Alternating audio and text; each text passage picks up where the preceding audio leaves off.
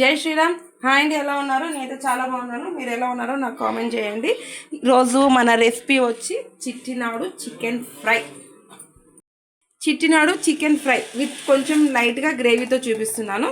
అందులో కావాల్సింది ముందుగా మనం ఇలా సన్నగా కట్ చేసుకున్న ఆనియన్స్, పచ్చిమిరపకాయలు, మసాలా కోసం 1 టేబుల్ స్పూన్ ధనియాలు, చూడండి ధనియాలు వేసుకొని ఒక ప్యాన్ హీట్ చేసుకొని స్టవ్ ఆన్ చేసుకొని ప్యాన్ కొద్దిగా హీట్ అయిన తర్వాత 1 టేబుల్ స్పూన్ ధనియాలు, అలాగే ఒక 1/2 టేబుల్ స్పూన్ మిరియాలు.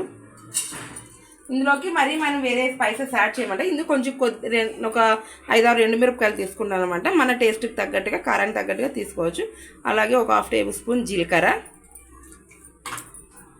అండ్ తర్వాత ఒక దాల్చిన చెక్క,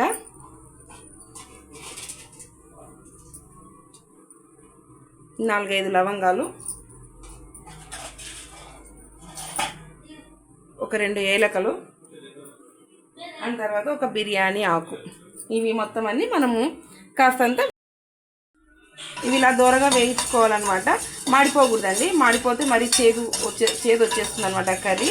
ఇవి ఇలా దూరగా వేయించుకుంటే మంచి ఫ్లేవర్ఫుల్గా ఉంటాయి. చూడండి, జస్ట్ ఇలా కొంచెం లైట్గా అంతే. ఇప్పుడు మనం దీనంతా ఒక ప్లేట్లోకి తీసేసుకున్నాము. ఎండుమిరపకాయలు తీసుకొని దూరగా ఇవి కూడా వేయించుకోవాలండి. మనం ఇవి ఎందుకు వేయించుకుంటున్నామంటే మెత్తని పౌడర్లో అవుతుంది కాబట్టి మిక్సీ ఆడించుకున్నప్పుడు అందుకు వేయించుకోవాలన్నమాట.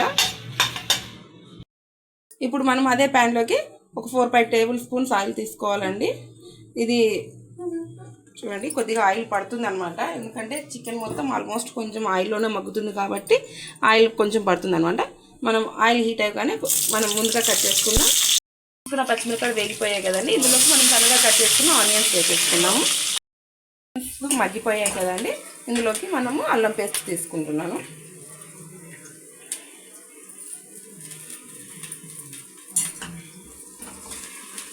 ఒక టేబుల్ స్పూన్ అల్లం పేస్ట్. ఈ అల్లం పేస్ట్ అంతా పచ్చివాసన పోయేంత వరకు వేయించుకోవాలన్నమాట. అల్లం పేస్ట్ అంతా పచ్చివాసన పోయేలాగా వేయించుకున్నాం కదండి. ఇప్పుడు మనం ఇందులో తగినంత సాల్ట్ వేసుకోవాలి. సాల్ట్ వేసుకున్న వాళ్ళు సాల్ట్, రాళ్ళ ఉప్పు వేసుకున్న వాళ్ళు రాళ్ళ ఉప్పు వేసుకోవచ్చు. నేను రాళ్ళ ఉప్పు తీసుకున్నాను. అలాగే ఇందులోకి చిటికెడు పసుపు,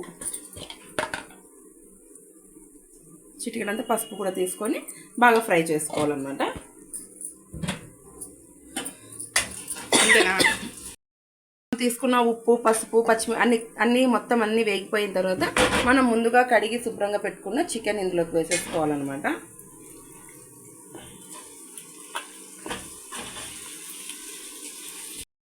ఇదంతా చికెన్ మొత్తం అంతా మనం ఈ పసుపు, ఉప్పు అంతా బాగా కలిసేలాగా బాగా కలుపుకొని మూత పెట్టుకొని ఒక 5 మినిట్స్ ఉడికించుకోవాలన్నమాట. ఇప్పుడు మనం దీన్ని చూడండి, చికెన్లోని వాటర్ అంతా వచ్చేస్తే చికెన్ అంతా ఆల్మోస్ట్ ఒక 30 to 40% వరకు ఉడికేసింది కదండి. చూడండి, ఇంకా కొద్దిసేపు ఇలా మొత్తం చికెన్లో అంతా వాటర్ వచ్చేసింది కదండి. మీకు రండి, ఇదంతా ఇలా ఉడికిపోయింది కదా. చూడండి, చికెన్ కూడా ఆల్మోస్ట్ ఉడికొచ్చింది అనమాట. ఒక 30 to 40% వరకు ఉడికింది. ఈ వాటర్ అంతా ఎగిరిపోయింది కదండి. ఈ చికెన్లో ఉన్న వాటర్ మొత్తం ఆవిరైపోయేంత వరకు ఉడికించుకోవాలి. మీకు డ్రైగా కావాలి అనుకుంటే పూర్తి వాటర్ అంతా ఇంకిపోయేంత వరకు పెట్టుకోండి. లేదు కొద్దిగా గ్రేవీలో అలా కావాలనుకుంటే కొద్దిగా వాటర్ యాడ్ చేసుకుని మనం మసాలా యాడ్ చేసుకున్న తర్వాత, ఇది నేను కొంచెం గ్రేవీ లాగే చేస్తున్నాను కాబట్టి ఇంకా కొద్దిగా వాటర్ యాడ్ చేసుకుంటాను ఇందులోకి. ఇది ఇంకా కాసేపు ఉడికేలోగా మనము దీన్ని ముందుగా వేయించుకున్న ఈ మసాలాలన్నీ పొడి పట్టించుకోవాలి, మిక్సీ పట్టుకుందామండి కదండి. ఇందులో వాటర్ అంతా ఇలా ఉన్నాయి కదా. ఇప్పుడు మనం దీంట్లోకి మనం వేయించి పొడి చేసుకున్న మసాలా పౌడర్ యాడ్ చేసుకున్నాం. నేను ఎక్కువ వేరే కారం ఏది యాడ్ చేయట్లేదండి. ఇందులోనే మిరియాలు, ఎండుమిరపకాయలు వేసాం కదండి, ఇదే కారమే సరిపోతుంది అనమాట. ఒకవేళ మీకు ఇంకా కొద్దిగా స్పైసీ కావాలి, తక్కువ ఉంది అనుకుంటే కొద్దిగా అంతా యాడ్ చేసుకోండి. ఎండు కారం పొడి మనం వేసిన ఎండుమిరపకాయలు, మిరియాలు ఘాటే కరెక్ట్గా సరిపోతుందండి దీంట్లోకి. ఇప్పుడు నేను చెప్పాను కదండి, నేను కొంచెం గ్రేవీలా తీసుకుంటున్నాను ఇది అని, అందుకు కొద్దిగా వాటర్ యాడ్ లేదంటే ఇది ఇలా లో ఫ్లేమ్లో పెట్టేసి ఈ మసాలా వేసిన తర్వాత చికెన్ మొత్తం సాఫ్ట్గా ఆయిల్లోనే ఉడికేలాగా మనం ఫ్రై చేసుకోవాలన్నమాట. డ్రై రోస్ట్ కావాలి అనుకుంటే. ఇది నేను డ్రై రోస్ట్గా చేయట్లేదండి, కొద్దిగా గ్రేవీ కర్రీలాగా చేస్తున్నాను కాబట్టి ఇందులోకి నేను కొద్దిగా వాటర్ యాడ్ చేసుకుంటాను. పొడి అంతా బాగా ముక్కలకి పట్టేలాగా బాగా కలుపుకున్నాం కదండి. ఇప్పుడు నేను చెప్పాను కదా గ్రేవీ కర్రీగా చేసుకున్నాను, కొద్దిగా అంతా ఒక గ్లాస్ ఆఫ్ వాటర్ యాడ్ చేసుకుంటున్నాను ఇందులోకి నేను.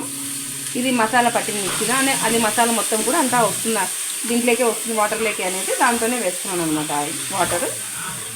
ఇది లో ఫ్లేమ్లో పెట్టుకొని బాగా మెత్తగా ఉడికించుకోవాలండి. చాలా టేస్టీగా ఉంటుందండి, తప్పకుండా ట్రై చేయండి. ట్రై చేసి ఎలా కుదిరిందో కూడా నాకు చెప్పండి. ఇంకా మీకు ఏమైనా వేరేనా ఏ రెసిపీస్, రాయలసీమ వెరైటీస్ కానీ ఇంకా వేరే ఏ రెసిపీస్ అయినా కూడా మీకు కావాలనుకుంటే నాకు కామెంట్ చేయండి, నేను తప్పకుండా చేసి చూస్తాను అనమాట. మన చికెన్ బాగా ఉడికేసిందండి, నాకు ఈ గ్రేవీ అయితే మాకు సరిపోతుంది అనమాట. ఇది రైస్లోకి గ్రేవీ కోసం చేశాను అనమాట. మీకు ఇంకా కావాలి డ్రైగా కావాలనుకుంటే మొత్తం అంతా ఈ వాటర్ అంతా ఎగిరిపోయేంత వరకు పెట్టుకుంటే, అదే ఆవిరి అయిపోయేంత వరకు పెట్టుకుంటే ఇంకిపోయేంత వరకు సరిపోతుంది, డ్రై రోస్ట్ అయిపోతుంది. ఇప్పుడు చికెన్ కూడా బాగా ఉడికిపోయింది. నేను దీన్ని ఆఫ్ చేసి కొత్తిమీర యాడ్ చేసుకొని దీన్ని ఆఫ్ చేస్తున్నాను అనమాట. ఇది రైస్లోకి కానీ చపాతీలకు కానీ ఫుల్కాలకు కానీ ఎందులోకైనా కానీ సూపర్ టేస్టీగా ఉంటుంది. తప్పకుండా ట్రై చేయండి. ట్రై చేసి ఎలా కుదిరితో నాకు తప్పకుండా కామెంట్ చేయండి. నా ఛానల్ని ఇలాగే సపోర్ట్ చేయాలని మనస్ఫూర్తిగా కోరుకుంటూ, నా ఛానల్ ఫస్ట్ టైం చూసిన వాళ్ళు సబ్స్క్రైబ్ చేసుకోండి. హరే కృష్ణ.